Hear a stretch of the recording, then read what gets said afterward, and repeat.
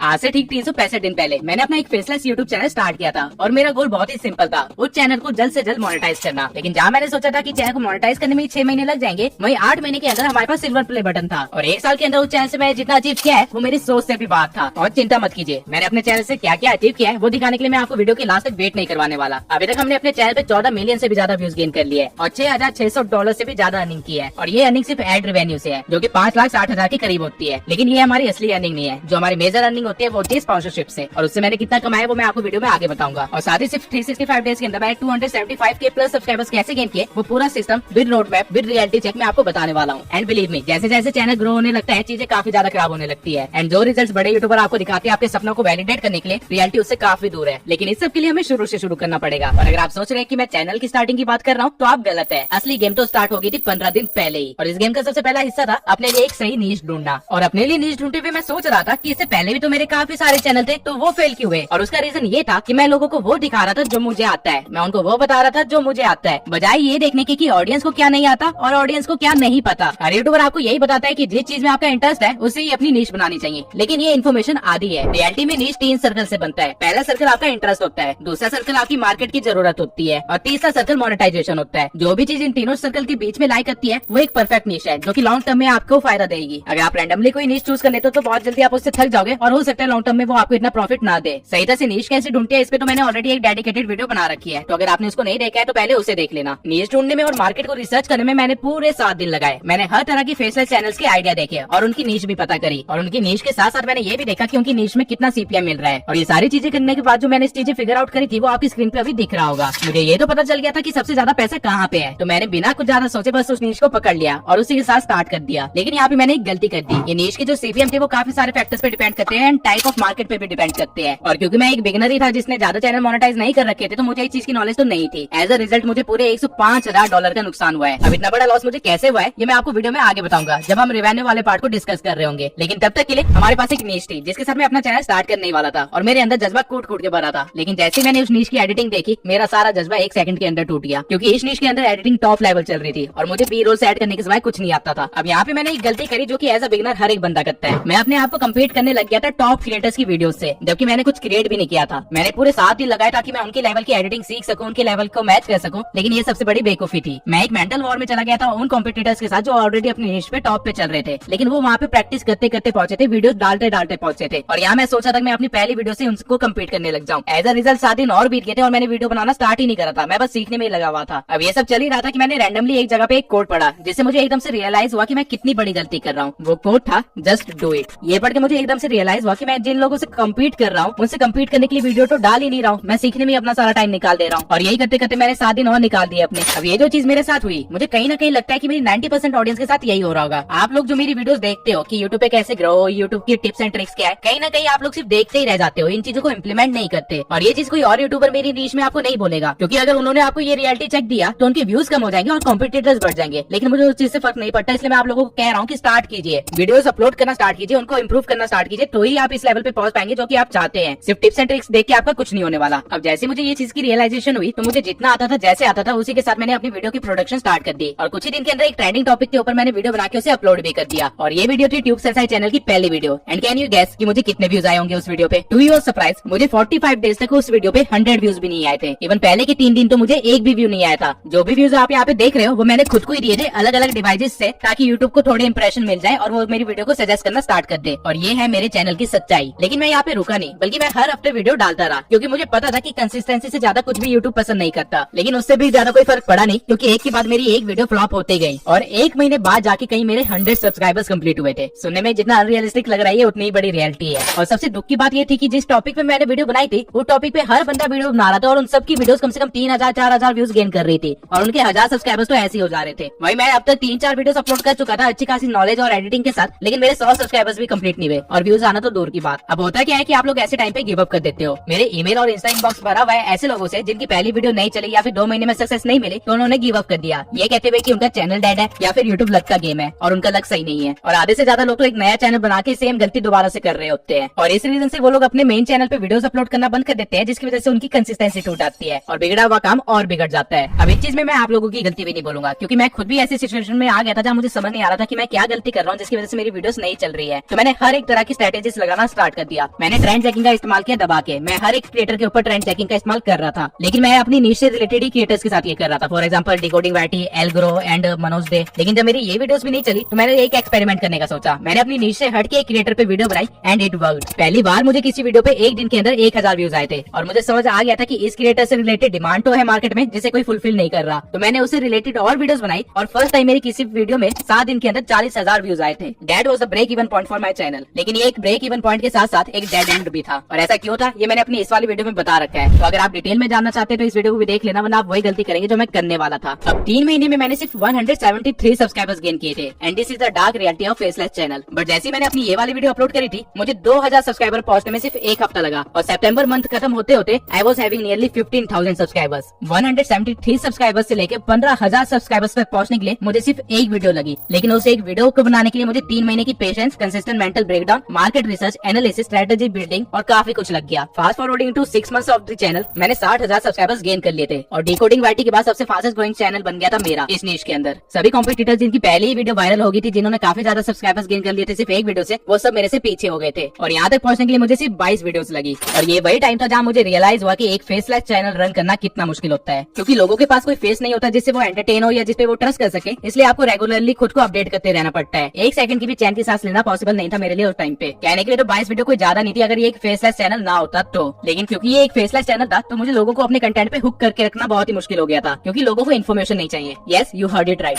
मैंने अपने चैनल की स्टार्टिंग में यूएसपी ट्रांसपेरेंट इन्फॉर्मेशन बनाई थी, यानी कि मैं चाहता था कि लोग मेरे चैनल को इस वे में जाने कि यहाँ पे कोई भी इन्फॉर्मेशन गलत मिल ही नहीं सकती। और ये हुआ भी, बट ये चीज मुझे और ज्यादा आगे नहीं ले जा सकती थी, क्योंकि लोगों को इन्फॉर्मेशन नहीं चाहिए, उनको इन्फोटेनमेंट चाहिए, यानी कि इन्फॉर्मेशन विद एंटरटेनमेंट। और ये फेसलेस चैनल के लिए अपनी स्क्रिप्टिंग के थ्रू या फिर अपनी एडिटिंग के थ्रू करना ही पॉसिबल है। लेकिन अब मैंने नीश ऐसी चूज करी थी जहाँ पे अगर मैं स्क्रिप्टिंग को थोड़ा ज्यादा एंटरटेनिंग कर दूं तो एक्चुअल नॉलेज भूल ही जाएंगी जो मैं देना चाहता हूँ। तो मेरे पास एक ही रास्ता बचा था, जो कि था एडिटिंग को इम्प्रूव करना, and I improved it a lot. मेरी पहली वीडियो और 6 महीने बाद की वीडियो एडिटिंग में जमीन आसमान का अंतर था। लेकिन ये डिफरेंस लाने के लिए काफी सारे स्लीपलेस नाइट्स लगे, ओवर टाइम हार्डवर्क लगा, सैक्रिफाइसेस लगे और लिटरली मैं हर महीने बीमार पड़ ही रहा था, क्योंकि मेरी बॉडी को रेस्ट चाहिए था जो कि मैं उसे प्रोवाइड नहीं कर रहा था। और ये एक बहुत ही बड़ी गलती थी जो मैं आपको सजेस्ट नहीं करूंगा, क्योंकि इसकी भरपाई मैं अपने पर्सनल लाइफ में अभी तक कर रहा हूँ। बट मैं यहाँ पे भी सेटिस्फाइड नहीं था, क्योंकि मेरी कोई भी वीडियो अभी तक मिलियन व्यूज टच नहीं की थी। तो ऑफिशियली मैं कभी ये नहीं बोल सकता था कि मेरी वीडियो वायरल चली गई। इसलिए मेरा अगला टारगेट अपनी वीडियो पे 1 मिलियन व्यूज लाना बन गया और ये मैंने अचीव भी किया, लेकिन बहुत ही गलत तरीके से। अब मैं आपको एक और डार्क रियलिटी बताता हूँ सोशल मीडिया की। सोशल मीडिया पे अगर आप व्यूज पाना चाहते हैं तो नेगेटिव बन जाओ, क्योंकि लोगों को सही से ज्यादा गलत देखने में मजा आता है। यही रीजन है कि रजत दलाल, एलविश यादव जैसी कंट्रोवर्सीज इतनी वायरल होती है और ध्रुव राठी के ज्यादा व्यूज आने के पीछे का कारण भी यही है। अब मुझे ये चीज पता तो थी, लेकिन मैंने इसे कभी इस्तेमाल नहीं किया था। बट मैंने जब इस चीज का इस्तेमाल किया, आप यकीन नहीं करेंगे, मेरी वीडियो ने एक्चुअल में 1 मिलियन व्यूज क्रॉस कर लिए। सिर्फ अपलोड करने के एक दिन में उस वीडियो पे 100 के व्यूज आ गए थे, जो कि अभी तक इस चैनल के फास्टेस्ट व्यूज हैं। मैं इस वीडियो का title how to start YouTube in 2024 रखने वाला था, बट एंड मोमेंट पे मैंने सोचा कि इस टाइटल को चेंज करके थोड़ा नेगेटिव और डिमोटिवेटिंग करते हैं, एंड इट वर्क। मैंने वीडियो के अंदर इन्फॉर्मेशन पूरी सही दी थी और काफी वर्दी इन्फॉर्मेशन दी थी, लेकिन स्टिल लोगों ने मुझे कमेंट्स में काफी गालियां लिखी। और उस दिन मुझे रियलाइज हो गया कि लोगों को खुद भी नहीं पता कि वो कितने इजीली मैनिपुलेट किए जा सकते हैं। और मेरी इस थिंकिंग को वैलिडेट करने के लिए मेरे पास एक और रीजन था। उस वीडियो से जस्ट ठीक पहले मैंने एक और 47 मिनट की वीडियो अपलोड करी थी, और वो भी एक बहुत ही ट्रेंडिंग टॉपिक में, बहुत ही इन्फॉर्मेटिव वीडियो। लेकिन उस वीडियो को 100 के व्यूज क्रॉस करने में पूरे एक हफ्ता लगा और 1 मिलियन क्रॉस करने के लिए उसे 52 डेज लगे। Now I was having 2 option, या तो मैं नेगेटिव टाइटल्स के साथ ही वीडियो बनाता रहूं जैसा कि मनोज डे करता है और लोगों की गालियां खा खा के अपना काम चलाता रहूं, या फिर मैं और मेहनत करके और अच्छी वीडियो बनाता रहूं और उम्मीद करूं कि 1 मिलियन व्यूज आ ही जाएंगे। और मैं सेकंड मेथड को चूज किया, जिसकी वजह से आज तक उन वीडियोस के बाद मेरे किसी भी वीडियो पे मिलियन व्यूज तो नहीं आया है। अब ये चीज मैंने आप लोगों के साथ शेयर इसलिए करी क्योंकि जैसे जैसे आपकी ग्रोथ होगी आपके नीड बढ़ते जाएंगे, आपकी वांट्स बढ़ती जाएंगे, और उसकी वजह से हो सकता है आप अपनी मोरालिटी को बोल के कुछ गलत कदम लेना स्टार्ट कर दे। लेकिन आपको ऐसा नहीं करना है। आप लोग मेरे सब्सक्राइबर्स हैं और मैं नहीं चाहता कि आप लोग कभी ऐसा कुछ गलत काम करें। बट अगेन यहाँ पे एक और डार्क रियलिटी है। डजंट मैटर आप कितने भी अच्छे बन जाओ, लेकिन अगर आप सोशल मीडिया पे हो तो आपको गालियां तो पड़ेगी ही पड़ी और आपको बेमतलब का हेट भी मिलेगा। और ये चीज मुझे तब रियलाइज हुई जब मैंने रिसेंटली अपनी एक लाइफ स्टोरी वाली वीडियो शेयर करी थी। उस वीडियो में मैंने कोई भी चीज बढ़ा चढ़ा के नहीं बोली, एक भी चीज झूठ नहीं बोली, जो चीज मुझे जैसे आती मैंने वो बता दी। लेकिन लिटरली लोगों ने वहाँ कमेंट में लिख दिया कि मैं फेक बोल रहा हूँ या फिर गालियां देना स्टार्ट कर दिया मुझे। और जब मैंने उन लोगों से कमेंट में पूछा कि वो ऐसा क्यों सोच रहा है कि मैंने फेक बोला है, तो उनके पास कोई एक्सप्लेनेशन नहीं था, बल्कि उल्टा वो 2 गालियां और दे रहे थे मुझे। अब मैंने कभी अपने चैनल पे कुछ ऐसा तो नहीं किया था कि जिसकी वजह से मुझे गालियां पड़े, ना ही मैं किसी कंट्रोवर्सी वगैरह में आया था, लेकिन स्टिल मुझे गालियां पड़ रही थी। और ये देखते हुए मुझे ये रियलाइज हो गया कि जैसे जैसे तुम्हारी पर्सनल ग्रोथ होगी, चैनल की ग्रोथ होगी, वैसे तुम्हारे हेटर्स भी ग्रो होंगे। और हेटर्स बनाने के लिए तुम्हें कुछ करने की जरूरत नहीं है, वो खुद ही बन जाएंगे। अब ये एक ऐसी चीज थी जिससे मैं बहुत ही ज्यादा अनजान था, क्योंकि सोशल मीडिया पे कभी इतनी ज्यादा फेम मुझे मिली नहीं थी पहले। बट एनीवेज हमने फरवरी 9 को 100K क्रॉस कर लिए एंड अपने चैनल को स्टार्ट करने के 8 महीने बाद ही हमारे पास सिल्वर प्ले बटन मिल गया। अब मैं आप लोगों से झूठ नहीं कहूंगा, लेकिन इन 8 महीनों में से 1 महीना भी ऐसा नहीं था जब मेरे को स्ट्रेटेजी बिल्डिंग नहीं करनी पड़ी, वीडियो के आइडियाज ढूंढने में प्रॉब्लम नहीं आई। और कई बार ऐसा भी हुआ कि जो मैं स्ट्रेटेजी बिल्ड करी और वीडियो आइडिया ढूंढे वो फ्लॉप भी हुए, लेकिन मैं अपने माइलस्टोन्स को अचीव करता रहा क्योंकि मैं कंसिस्टेंट था। फेलियर हो या फिर सक्सेस हो, उसके साथ कंसिस्टेंट रहो तो यूट्यूब पे आपका ग्रोथ कंफर्म है। अब आई नो अब ऐसे आधे से ज्यादा लोगों का टारगेट तो 100 के ही होगा, तो मैं पहले आप लोगों के साथ वो सारी प्रॉब्लम शेयर कर लेता हूँ जो एक फेसलेस चैनल को 100 के तक पहुंचने के लिए फेस करनी पड़ेगी। और ये वो प्रॉब्लम्स नहीं है जो कि हर यूट्यूबर कवर करते हैं, क्योंकि उनका इलाज तो हर किसी के पास है लेकिन वो वर्क नहीं कर रहे हैं। प्रॉब्लम एक्चुअली में साइकोलॉजिकल प्रॉब्लम है, ऑडियंस की डिमांड को समझना प्रॉब्लम है। तो उन चीजों से कैसे कोप करना है वो तो मैं आपको बताऊंगी, लेकिन उससे पहले प्रॉब्लम जान लेते हैं। सबसे पहली प्रॉब्लम है खुद का ब्रांड बनाना, क्योंकि अगर आप एक फेसलेस चैनल हो तो खुद का ब्रांड बनाना बहुत ही मुश्किल होता है। उसके बाद सेकंड पॉइंट है यूएसपी बिल्ड करना, यूनिक सेलिंग प्रोपोजिशन, यानी कि कुछ ऐसा यूनिक होना जिससे आपके चैनल की आइडेंटिटी बने। तीसरा है ऑडियंस का ट्रस्ट जीतना, क्योंकि हमारी नीश में अगर हमारी ऑडियंस हम पे ट्रस्ट नहीं कर रही है तो हमारी नीश में हमारा होने का मतलब ही नहीं बनता। चौथा पॉइंट है कंसिस्टेंसी मेंटेन करना, जो कि पर्सनल लाइफ के साथ मेंटेन करना बहुत ही मुश्किल होता है। और पांचवा पॉइंट है कम्युनिटी बिल्डिंग, क्वालिटी कंटेंट बनाना, सही तरह से थंबनेल बनाना, सही तरह से वीडियो अपलोड करना, चैनल की सेटिंग सही रखना। ये सारी चीजें तो आपको बाकी सारे यूट्यूबर्स बता ही देंगे। मेरे खुद के चैनल पे इससे रिलेटेड काफी सारी वीडियोस है, बट ये कुछ ऐसी चीजें जो कि हर क्रिएटर के दिमाग में होती है, इसके ऊपर कोई डिस्कशन करता ही नहीं है। एज अ रिजल्ट आप लोगों को ये चीजें नहीं पता होती, आप लोगों को एक्सपीरियंस नहीं मिलता है, जिसकी वजह से आप फेल होते हो। तो अब मैं एक एक करके इन प्रॉब्लम्स के सॉल्यूशन भी आपको बता देता हूँ। तो सबसे पहला था खुद का ब्रांड बनाना। अब खुद का ब्रांड बनाने का मतलब ये नहीं होता कि खुद को सबसे बड़ा बना लेना, वो तो रिवॉर्ड होता है जो कि एक ब्रांड बनाने की वजह से आपको मिलता है। ब्रांड बनाने का असली मतलब ये होता है कि एक स्टोरी या फिर एक पर्सनैलिटी को लिंक कर देना अपने प्रोडक्ट से। फेस वाले चैनल ये बिना किसी दिक्कत के कर लेते हैं, क्योंकि उनकी फेस खुद ही एक पर्सनैलिटी होती है जो कि उनके चैनल से लिंक हो जाती है या उनके कंटेंट से लिंक हो जाती है। बट हमारे केस में ऐसा नहीं है, इसलिए अगर आप खुद को एक एज अ ब्रांड एस्टैब्लिश करना चाहते हो तो आपको अपनी एक यूएसपी बनानी पड़ेगी, और वही हमारा सेकंड पॉइंट है। यूएसपी का मतलब होता है यूनिक सेलिंग प्रोपोजिशन। अब जो फेस वाले चैनल्स होते हैं वो चाहे तो एक यूएसपी को सोच सकते हैं और अपने पूरे यूट्यूब करियर में सिर्फ उसी के साथ आगे बढ़ सकते हैं, उनका काम चलता रहेगा। बट एक फेसलेस चैनल ऐसा नहीं कर सकता। अगर आप एक फेसलेस चैनल है तो आपको टाइम टू टाइम अपनी यूएसपी को चेंज करना पड़ेगा, और वो भी अपनी पुरानी यूएसपी को मेंटेन करते हुए। फॉर एग्जाम्पल स्टार्टिंग में मेरी यूएसपी थी कि मैं ट्रांसपेरेंट इन्फॉर्मेशन देता हूँ, लेकिन इससे मैं सिर्फ 50,000 सब्सक्राइबर्स तक ही गेन कर पाया। उसके बाद मैंने अपनी यूएसपी को चेंज किया और अपनी एडिटिंग स्टाइल को अपनी यूएसपी बना लिया। अब ये चीज को कम से कम 6 से 8 महीने हो गए हैं और ये चीज अभी भी वर्क कर रही थी, लेकिन अगेन अब 1 साल बाद मुझे एक नई यूएसपी ढूंढनी है, और ये एक ऑनगोइंग प्रोसेस है। इवन इस स्टेज पे पहुंचने के बाद भी मुझे यूएसपी ढूंढनी है, तो आपको तो ये करते ही रहना पड़ेगा ना। अगर आपने खुद को एज अ ब्रांड शो करने की कोशिश करी है तो आपको लोगों का ट्रस्ट भी जीतना पड़ेगा, क्योंकि जिस ब्रांड पे लोग ट्रस्ट नहीं करते वो ब्रांड ब्रांड ही नहीं होता। अब ये एक साइकोलॉजिकल चीज है कि लोग आवाज से ज्यादा किसी भी फेस को ट्रस्ट करते हैं। तो एज अ फेसलेस चैनल अपने ऑडियंस का ट्रस्ट बिल्ड करने के लिए मैंने प्लेलिस्ट बनाना स्टार्ट कर दिया। मैं जब भी कोई वीडियो बनाता था तो उस वीडियो के एंड में एक क्वेश्चन डाल देता था जिसका आंसर मुझे पता होता था कि उनके पास नहीं होगा, और फिर मैं अपनी ऑडियंस से कहता था कि अगर आपको इसका आंसर चाहिए या फिर आपको इस प्रॉब्लम का सॉल्यूशन चाहिए तो कमेंट में लिख दीजिए, मैं उससे रिलेटेड वीडियो जरूर बनाऊंगा। और वो कमेंट किया भी करते थे और मैं कुछ टाइम में वो वीडियो बना भी दिया करता था, जिससे एक फेसलेस चैनल होने के बाद भी हमारे बीच में एक कम्युनिकेशन टाइप बन गई। मेरे सब्सक्राइबर जिस भी चीज के लिए कमेंट किया करते थे मैं उससे रिलेटेड वीडियो बना दिया करता था, वो भी टाइमली। और यही रीजन है कि मेरे चैनल पे ढूंढवाटी की पूरी एक प्लेलिस्ट बन गई। How to become a YouTuber की प्लेलिस्ट तो चली रही है, साथ में एआई टूल्स और इंस्टाग्राम की भी एक पूरी प्लेलिस्ट बन चुकी है। इन सभी प्लेलिस्ट की पहली वीडियो मैंने बस एज ए एक्सपेरिमेंट बनाई थी, लेकिन लोगों की डिमांड आई तो मैंने उनको फुलफिल किया। एज अ रिजल्ट उनका ट्रस्ट बन गया मेरे पे कि ये हमारी डिमांड को फुलफिल करेगा। अब ट्रस्ट बिल्डिंग एक स्लो प्रोसेस है, तो उसमें आपको टाइम लगेगा ही लगेगा, एंड आपको टाइम देना भी चाहिए। लेकिन ये तीनों चीजें किसी काम की नहीं है अगर आपने यूट्यूब को ही इग्नोर कर दिया अपनी ऑडियंस के चक्कर में। तो यूट्यूब की एक लौती डिमांड है आपसे, वो है कंसिस्टेंसी। अगर आप वो मेंटेन नहीं कर पा रहे तो यूट्यूब आपको पनिशमेंट तो जरूर देगा, इंप्रेशन डाउन करके या फिर व्यूज डाउन करके। अब इस प्रॉब्लम का तो कोई भी स्ट्रेटेजिक सॉल्यूशन नहीं है। कंसिस्टेंसी मेंटेन करने के चक्कर में मैंने खुद भी अपनी हेल्थ कई बार खराब करी है। इसका सिर्फ एक ही सॉल्यूशन है कि आप काम को डाइवर्सिफाई कर दो, लोगों को हायर करो और एक टीम बिल्ड कर लो। बट जिस निश में मैं हूँ, मैं थंबनेल डिजाइनर और एक एडिटर के सिवाय किसी को हायर नहीं कर सकता, और राइट नाउ जिस लेवल की एडिटिंग आप लोगों को मैं अभी प्रोवाइड कर रहा हूँ उस लेवल का एडिटर ढूंढना भी काफी मुश्किल होता है। तो इस चीज को आप एज अ ड्रॉबैक ले सकते हो एक फेसलेस चैनल का। अब सबको पता है कि यूट्यूब एक 3 से 5 साल का गेम है, और अगर आप 5 साल के बाद भी इस पर टिकना चाहते हो तो आपको एक कम्युनिटी बिल्ड करनी पड़ेगी, और एक फेसलेस चैनल की कम्युनिटी उतनी स्ट्रॉन्ग नहीं होती जितना एक फेस वाले चैनल की होती है। और यही रीजन है कि 3 से 5 साल के अंदर हर एक क्रिएटर अपना फेस रिवील कर ही देता है, चाहे वो टोटल गेमिंग हो या फिर कैरी मिनाटी हो या फिर फैक्टैक हो या कोई भी। इवन आगे चल के मुझे भी अपना फेस रिवील करना ही पड़ेगा अगर मुझे यूट्यूब पे बने रहना है। तो अब ये सारे तो वो चैलेंजेस थे जो एक फेसलेस चैनल को रन करने के लिए आपको सहने पड़ेंगे, लेकिन चैनल को रन करने के लिए आपको सिर्फ ऑडियंस की डिमांड को नहीं देखना है बल्कि यूट्यूब के एल्गोरिदम को भी देखना है, और यूट्यूब की एल्गोरिदम की डिमांड्स बिल्कुल अलग होती है। तो इसलिए मैं आप लोगों को सजेस्ट करूंगा कि मेरी how to become a YouTuber playlist देख लेना, क्योंकि वहाँ पे सारी चीजें इन्फॉर्मेशन मैंने एक क्रोनोलॉजिकल ऑर्डर में दे रखी है। नाउ अभी तक मैंने आपको जो भी बताया वो सारी मेहनत हमने करी थी अपने चैनल को 100K क्रॉस करवाने के लिए, जिसके लिए मुझे 8 महीने लगे। बट 100K से 200K तक पहुंचने में मुझे सिर्फ 4 महीने लगे, और 200K से 300K तक पहुंचने में मुझे सिर्फ 3 महीने लगने वाले हैं। ये फायदा होता है कंसिस्टेंसी का। नाउ ये सारी प्लानिंग, प्लॉटिंग, हार्डवर्क, ये सब इंसान सिर्फ एक चीज के लिए करता है, पैसा। और पैसों के बारे में कोई भी यूट्यूबर खुल के नहीं बताता, बट डोंट वरी, ट्यूबसेंस है आपके लिए ये भी करेगा। यूट्यूब के एडसेंस से पहले महीने में मुझे सिर्फ $82 आए थे, और उसके 6 महीने बाद भी मुझे सिर्फ $500 तक ही अर्निंग हो रही थी। इतनी सारी मेहनत और इतने सारे क्योस के बाद भी मुझे सिर्फ $500 मिल रहे थे, जो कि ऑब्वियसली वर्ती नहीं था। और यही एक टाइम होता है कि यूट्यूबर की लाइफ में जब वो स्पॉन्सरशिप करना स्टार्ट करता है। रीजन ये नहीं होता कि उसको ब्रांड्स को प्रमोट करने में मजा आता है, लेकिन पॉइंट ये है कि आप सिर्फ यूट्यूब की अर्निंग के बेसिस पे नहीं बैठे रह सकते। बट यहाँ पे अगेन एक प्रॉब्लम थी, लोगों को स्पॉन्सरशिप नहीं पसंद। I have literally no clue कि इंडियन लोगों को स्पॉन्सरशिप इतनी नेगेटिव वे में क्यों दिखती है, बट ऐसा है। मैंने कभी भी किसी बैटिंग ऐप या फिर किसी स्पैमिंग कंपनी की स्पॉन्सरशिप नहीं करी, क्योंकि मैं खुद उन चीजों को गलत मानता हूँ। ऑल्दो वो कंपनी 10-10 लाख देने के लिए तैयार है right at the moment, but इनको करना मेरे लिए सही नहीं है, क्योंकि मैंने जो अपनी ऑडियंस के साथ ट्रस्ट बनाया था वो टूट सकता है। मेरी ऑडियंस काफी हद तक बच्चे ही हैं, तो बड़े इजिली इन्फ्लुएंस हो सकते हैं और एक गलत काम कर सकते हैं। बट अगेन यही काम अगर टुकड़ा इंसान कर रहा होता है, एल्विश यादव कर रहा था या फिर कोई बड़ा यूट्यूबर कर रहा होता है, तो लोगों को इससे कोई फर्क नहीं पड़ता। अंटिल कोई छोटा यूट्यूबर कर रहा है तो उसको गालियां पड़ेगी, लेकिन बड़े यूट्यूबर को कोई कुछ नहीं बोलता। और ये एक डार्क रियलिटी है इस इंडस्ट्री की। और मुझे जब भी कोई स्पॉन्सरशिप आती है तो मैं हमेशा ट्राई करता हूँ कि उन स्पॉन्सरशिप के थ्रू भी मैं अपनी ऑडियंस को एजुकेट कर सकूं, उनको नॉलेज दे सकूं। But as I said, doesn't matter आप कितने भी अच्छे काम कर लो, सोशल मीडिया पे आपको गालियां तो पड़ेगी ही पड़ेगी। मैं हमेशा स्पॉन्सरशिप वही लेता था जो मेरी नीश से रिलेटेड हो, और जो भी स्पॉन्सरशिप मेरे पास आती थी मैं हमेशा ट्राई करता था कि मेरी ऑडियंस उससे मैक्सिमम प्रॉफिट निकाल सके। इसलिए मैं स्पॉन्सर्ड ऐप या वेबसाइट के थ्रू भी नॉलेज देने की कोशिश करता था, और न ही मैंने कभी किसी स्पॉन्सरशिप की बेमतलब की तारीफ करी। जो काम उनका अच्छा था मैंने उसको प्रेस किया, जो काम उनका अच्छा नहीं था वो मैंने किसी वीडियो में या कमेंट में जाके बता ही दिया कि ये अच्छा काम नहीं है इनका, ये मत करना। बट स्टिल लोगों ने मुझे ये कमेंट किए हैं, और ये चीजें आपके साथ भी होगी। ऑडियंस को इस चीज से कोई फर्क नहीं पड़ता कि आपने उनके लिए क्या किया है या फिर क्या कर रहे हो, उनको सिर्फ इस चीज से फर्क पड़ता है कि उनका काम निकल जाए। एंड सॉरी टू से, बट ये एक डार्क रियलिटी है कि ऑडियंस की भी डबल स्टैंडर्ड्स हैं। अगर कोई बड़ा यूट्यूबर या फेस वाला चैनल कोई अगर कुछ ऐसा गलत प्रमोट कर भी रहा है, भले वो ट्रेडिंग के थ्रू हो या फिर गैमलिंग ऐप हो या फैंटेसी ऐप हो, तो लोग उसको भी देख लेते हैं, उनसे इन्फ्लुएंस होकर काम शुरू भी कर देते हैं। लेकिन अगर एक फेसलेस चैनल हो गया, आपने ये गलती करी, तो आपको जो गालियां पड़ेंगी उससे आपको सिर्फ भगवान ही बचा सकता है। अब एक बार ऑडियंस की साइकोलॉजी को साइड रख के मैं आपको एल्गोरिथम का भी बता देता हूँ कि स्पॉन्सर्ड वीडियो से एल्गोरिथम पे क्या फर्क पड़ता है। जब भी कोई स्पॉन्सर्ड वीडियो करोगे तो आपको हमेशा उस पर कम व्यूज आएंगे। एज अ रिजल्ट जो आप अगली वीडियो डालोगे उस पर भी कम व्यूज आएंगे, क्योंकि पहली वीडियो पे जब कम व्यूज आए थे तो आपके रिटर्निंग व्यूज कम हो गए थे, और अगली वीडियो जो आपने डाली यूट्यूब ने उसको उतने ही लोगों को दिखाया जितने ने पिछली बार आपकी वीडियो देखी थी। तो मतलब आपका एक रेशियो गिर जाता है रिटर्निंग व्यूज का। लेकिन इससे टैकल करने का एक सॉल्यूशन है जो मैंने फाइंड आउट किया था और मेरे लिए वर्क करता है। आप जब भी कोई स्पॉन्सर्ड वीडियो डाल रहे हो तो उसकी अगली वीडियो कोई ऐसी डालना जो बहुत ही ज्यादा ट्रेंडिंग हो, या फिर एक बहुत ही जनरल ऑडियंस के लिए बहुत ही ब्रॉड कैटेगरी का कोई टॉपिक उठा के डालना जिसको बहुत ज्यादा लोग देखे। अगर आप ऐसा करते हो तो आप अपने ऑडियंस को मेंटेन कर पाओगे, अपने व्यूज को मेंटेन कर पाओगे, वरना आपका चैनल धीरे धीरे डेड हो जाएगा। एंड ट्राई करना कि ज्यादा स्पॉन्सरशिप ना करो, आप कितना कंटेंट डाल रहे हो उस हिसाब से देखिए स्पॉन्सरशिप करना, अदरवाइज मत करना। अब मैंने फाइनेंशियल एक्सपेक्ट को लेकर आपको ऑडियंस का माइंडसेट भी समझा दिया और आपको खुद को कैसी चीजें मेंटेन करनी है एल्गोरिथम के साथ वो भी बता दिया। अब मैं आपको ये भी बता देता हूँ कि मैंने अभी तक स्पॉन्सरशिप से कितनी अर्निंग करी है। अब क्योंकि मैं एक फेसलेस क्रिएटर हूं तो ऑब्वियसली मैं ज्यादा स्पॉन्सरशिप तो नहीं कर सकता था, इसलिए एक साल के अंदर मैं सिर्फ 7 लाख ही अर्न करे स्पॉन्सरशिप से। और एक रीजन ये भी था कि मैं बेमतलब की स्पॉन्सरशिप नहीं करता, जो चीज मुझे लगता है मेरे ऑडियंस के काम आ जाएगी सिर्फ उन्हीं की स्पॉन्सरशिप करता हूँ। अदरवाइज जितने मेरे सब्सक्राइबर है इतने में आराम से कोई बंदा कम से कम 20 लाख तक की स्पॉन्सरशिप तो कर ही सकता है और इतने अर्न कर सकता है एक साल के अंदर। अब अगर आपको स्टार्टिंग में याद हो तो मैंने कहा था कि मुझे $105,000 का नुकसान हुआ है, तो अब उसके पीछे का भी आपको बता देता हूँ रीजन क्या है। रिसेंटली मैं एक फॉरेनर यूट्यूबर को देख रहा था जिसने अपनी अर्निंग रिवील करी थी और वो हमारी निश का ही है। एंड टू माई सरप्राइज उस बंदे को अपनी वीडियोस के ऊपर 8 से लेकर $9 का सीपीएम मिल रहा है। वहीं मुझे अपनी वीडियोस पे मुश्किल से $0.53 का सीपीएम मिल रहा है, जस्ट बिकॉज मेरी वीडियोस हिंदी में, तो इस चीज का मुझे नुकसान भी हो रहा है। मतलब जितने भी मैंने एक साल के अंदर अभी गेन किए हैं उसको अगर मैं मल्टीप्लाई कर दूं उस सीपीएम से जो उस फॉरेनर को मिल रहे हैं तो मेरे आराम से $105,000 तक बन रहे थे। अगर इंडियन रुपीज में कहूँ तो ये कुछ 80 लाख के भी ऊपर है। लेकिन आप लोग सीपीएम और आरपीएम को बढ़ा सकते हो। अगर आप लोग चाहते हो मैं इस टॉपिक को भी कवर करूँ और डिटेल में बताऊं कि आप ऐसा कैसे कर सकते हो तो कमेंट सेक्शन में लिख देना, मैं इसके ऊपर वीडियो जरूर बनाऊंगा। नाउ जिस तरह मैंने ये चैनल स्टार्ट किया था और जैसे इसके स्टार्टिंग के 3 मंथ्स निकले थे उस हिसाब से तो मैंने इस चैनल को 365 डेज में काफी ज्यादा ग्रो कर लिया है और मैंने काफी कुछ अचीव भी किया है इससे, तो मैं इसके लिए काफी ग्रेटफुल भी हूँ। एंड द रीजन मैंने आप लोगों के साथ ये सारी इनसाइडर इन्फॉर्मेशन और रियलिटी चेक्स दिए हैं वो ये है क्योंकि स्टार्टिंग में कोई यूट्यूबर ऐसा नहीं था जो मुझे ये सारी चीजें बता देता। अगर किसी ने मुझे बताया होता तो मैं बेटर स्ट्रेटेजीज के साथ आता, बेटर रिजल्ट्स लेके आता। लेकिन अगेन सबने इस चीज को छुपाने का सोचा, पता नहीं क्यों। तो मैं नहीं चाहता कि आप लोगों के साथ ऐसा हो, इसलिए मैंने सब कुछ आपको बता दिया ट्रांसपेरेंट रह के। आई होप आप लोगों को ये 365 डेज की स्टोरी उतनी ही इंटरेस्टिंग लगी हो जितनी ही एक्साइटिंग ये मेरे लिए एक्चुअल में थी। और अगर आप लोग इस समाज के पीछे की शक्ल देखना चाहते हो तो जल्दी से 500K करवा दो, मैं 500K के बाद अपना फेस रिवील कर दूंगा। लेकिन तब तक मैं आप लोगों को एक चैलेंज भी देना चाहता हूँ, 365 डे चैलेंज फॉर यूट्यूब। मैं चाहता हूँ कि आप लोग अपना एक निश डिसाइड कीजिए और 365 डेज तक उस पर वर्क कीजिए, अच्छे अच्छे कंटेंट डालिए। मैं आप लोगों के लिए इंस्टाग्राम पे एक स्पेशल कम्युनिटी और ग्रुप बनाने वाला हूँ। तो अगर आप लोग अपना चैनल स्टार्ट करते हैं, मुझे अपनी स्टोरी में टैग करते हैं इंस्टाग्राम पे, और अगर मुझे आपका चैनल वर्थी लगता है अपनी कम्युनिटी में ऐड करने के लिए, तो मैं आप लोगों को एक ग्रुप में ऐड करूंगा जहाँ पे आप जैसे और भी हसलर्स होंगे, ताकि आप लोग एक दूसरे की हेल्प करते हुए आगे बढ़ सके। मैं टाइम टू टाइम उस कम्युनिटी के अंदर आके आप लोगों को गाइड भी करता रहूंगा, लेकिन बहुत सारे काम होने की वजह से मैं ज्यादा एक्टिव नहीं रह पाऊंगा। इसलिए मैं चाहता हूँ कि आप लोग ग्रुप में ऐड हो जाए और एक दूसरे की हेल्प करते हुए आगे बढ़े। तो अगर आपको इस कम्युनिटी के अंदर ऐड होना है तो सबसे पहला काम आपको ये करना है कि आपको चैनल बना के उस पर कम से कम 10 वीडियो डालनी है और उसके बाद मुझे इंस्टा स्टोरी पे टैग करना है विद #365 यूट्यूब चैलेंज। उसके बाद मैं आपके चैनल को एक बार रिव्यू करूंगा, वेरीफाई करूंगा और देखूंगा कि आपका चैनल कम्युनिटी में ऐड करने लायक है या नहीं। एक बार आप कम्युनिटी में ऐड हो जाते हैं तो आपको आप जैसे काफी सारे लोग मिलेंगे जो आपको ग्रोथ के लिए हेल्प कर देंगे, आपको टिप्स भी देंगे, आप लोग एक दूसरे के साथ कोलैबोरेट भी कर सकते हो और बहुत सारी अपॉर्चुनिटीज आपके सामने खुल जाएगी। तो बस इस वीडियो के लिए इतना ही, मिलते हैं अगली वीडियो में।